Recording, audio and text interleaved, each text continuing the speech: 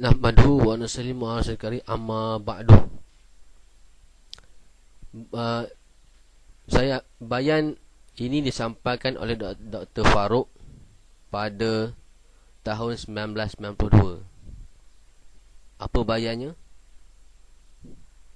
Hendaklah kita semua bersyukur kerana Allah SWT telah kurnia kerja yang mulia ini kepada kita, dan melalui usaha ini Dia telah menghubung hati-hati kita semua. Tuan-tuan telah dipilih oleh Allah untuk menjalankan usaha ini. Semoga tuan-tuan menyebarkan kebaikan dan hidayah ke tempat tuan-tuan, dan diharap ada juga di kalangan tuan-tuan yang ditaufikkan untuk dihantar ke negara-negara jauh. Kita peroleh nikmat ini, nikmat usaha dakwah, bukanlah daripada hasil usaha kita sendiri, tapi semata-mata kerana keurniaan Allah SWT kepada kita. Walaupun manusia berusaha dengan bersungguh-sungguh untuk mendapatkan nikmat itu, namun tidak ada siapa pun yang akan memperolehinya melainkan semata-mata kerana kemurahan Allah SWT sahaja. Kurniaan ini adalah perkara yang ajaib. Apabila Allah SWT hendak kurniakan sesuatu kepada hamba-Nya, tidak ada siapa yang dapat menghalangnya. Tetapi jika Allah tidak mahu kurniakannya, tiada siapa pun yang dapat memberinya.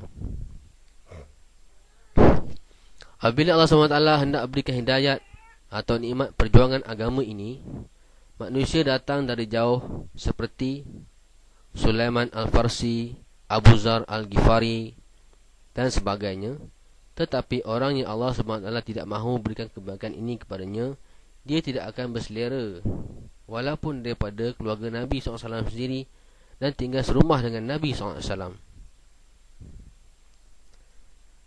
Tuan-tuan dimuliakan Allah SWT, kita mesti mengaku di hadapan Allah SWT bahawa kita lemah, semata-mata mengharapkan rahmat-Nya. Perkara-perkara dunia Allah SWT kurniakan kepada siapa sahaja, sama ada orang-orang yang dia murka atau orang-orang yang dikasihi. Tetapi perkara agama hanya dikurniakannya kepada orang-orang yang dikasihinya sahaja, iaitu para Nabi dan Anbiya alaihissalam. Tuan-tuan dimuliakan Allah SWT, tuan-tuan datang di markas ini yang besar ini iaitu untuk apa? Satu, untuk melihat sama ada tak fikir dan pengorbanan kita terhadap Islam dan umat meningkat atau tidak. Kedua, untuk meneliti adakah kita melaksanakan kewajipan kita dengan betul mengikut Al-Quran dan Sunnah atau sebaliknya. Tuan-tuan dimuliakan Allah SWT, orang-orang tua di sini bimbang takut-takut kita sudah berpuas hati dan memadai dengan tahap sekarang. Sebab kalau demikian, kita tidak akan meningkat ke peringkat tinggi dalam usaha nubuah ini. Satu daripada cara syaitan menipu kita ialah dengan menunjukkan kepada orang yang lebih lemah dan jahil daripada kita. Walhal Rasulullah SAW sini mengajar kita supaya di dalam perkara agama, hendaklah kita melihat kepada orang yang lebih tinggi daripada kita. Tetapi di dalam perkara duniawi, kita adalah melihat kepada orang yang lebih rendah daripada kita. Tuan-tuan dimuliakan Allah SWT, dalam menjalankan kerja dakwah, hendaklah kita laksanakan kewajipan kita terhadap keluarga kita, jiran kita, kaum kerabat terdekat, serta orang-orang kampung kita, negara kita dan seluruh umat manusia. Jangan asyik memikirkan hal-hal di dalam rumah sendiri sahaja. Pada asalnya, kerja tabligh ini dihidupkan kembali dalam sebuah masjid kecil, iaitu di Nizamuddin. Bermula dari situ, kemudian ia berkembang ke seluruh dunia. Demikian diharap tuan-tuan kembangkan fikir dan usaha ini daripada tempatan tuan-tuan sekalian.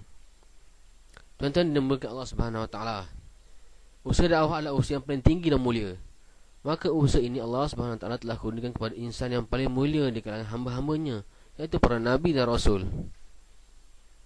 Sekarang Allah telah anugerahkan kerja nubuah ini kepada kita, umat Islam. Umat Islam adalah umat yang dimuliakan sebagai penyambung usaha kenabian di muka bumi ini sehingga pada akhir zaman ini. Dengan usul-usul dan tertib-tertib dakwah yang Allah SWT ajarkan kepada Rasulullah SAW, itu juga yang baginda SAW bawa dan pimpin para sahabat radhiyallahu anhum. Tuan-tuan dimuliakan Allah Subhanahu Wa Taala, apabila jemaah-jemaah telah dibentuk, lalu diberi penerangan, iaitu bayan hidayat dan doa, barulah jemaah-jemaah itu dikeluarkan ke tempat-tempat yang dikehendaki. Kemudian jemaah-jemaah itu balik memberi laporan, dan kerja-kerja pun diperbetulkan. Selepas diberi nasihat dan didoakan, barulah jemaah itu bersurai untuk menghidupkan kerja-kerja murhalah tempatan masing-masing di samping keluarga dan jiran-jiran.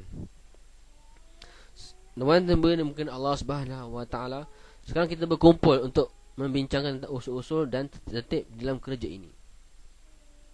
Usul-usul dan tertib yang kita dengar dari Nizamuddin bukanlah daripada fikir Maulana Muhammad Ilyas rahmatullah, tapi ia adalah daripada Al-Quran, daripada hadis, sirah Nabawi dan kehidupan para sahabat radhiyallahu anhum. Kerja dakwah tabligh bukanlah kerja satu persatuan atau pertubuhan, tapi adalah sebagai amalan kenabian dan kerja orang-orang Islam.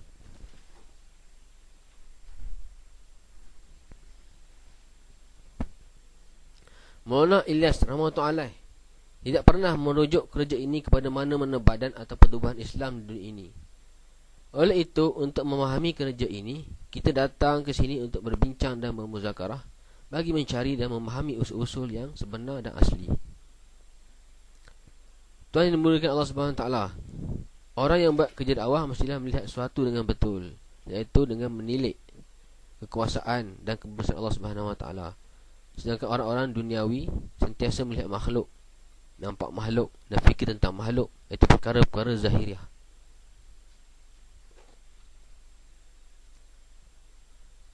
Dan akhirnya, Tuan Yang Maha Subhanahu Taala, seorang peniaga melihat manusia untuk mendapat keuntungan dunia mencari pelanggan, orang-orang politik pula mencari penyokong. Tapi seorang pendakwah itu mesti melihat manusia untuk hidayah dan kesejahteraan manusia dunia dan di akhirat. Seorang pendakwah dia mesti fikir, apakah kebaikan yang dapat saya berikan kepada orang lain? Bagaimana saya dapat berkorban untuk kebaikan Islam? Kata hamba Allah ini. Kita perlu berfikir untuk membantu orang ini dan majukan orang ini juga dalam perkara agama. Usaha dakwah ada dua landasan. Kita perlu kepada landasan. Selama sebuah kereta api berada di atas dua landasan, ia akan selamat sampai ke tempat yang dituju. Kalau tidak betul-betul mengikut landasan, berarti ia di dalam bahaya. Burung juga ada dua sayap. Tamsil, usaha dakwah juga mesti ada dua unsur. Sentiasa fikir bagaimana hendak tambahkan pergaulan kita. Kedua, sentiasa belajar dan tambahkan kefahaman kita dalam kerja ini. Oleh itu, setelah bertanya, setelah belajar dan buat kerja dengan mengikut cara yang betul. Perlu ada majlis-majlis seperti muzakarah, majlis ilmu, baca kitab dan hikmah dan sebagainya. Wallahu a'lam. Semoga apa yang sampaikan terdapat amal dan sampaikan. Subhanallah wa bihamdihi, subhanakallah wa bihamdika, asyhadu an la ilaha illa anta, astaghfiruka wa atubu ilaik.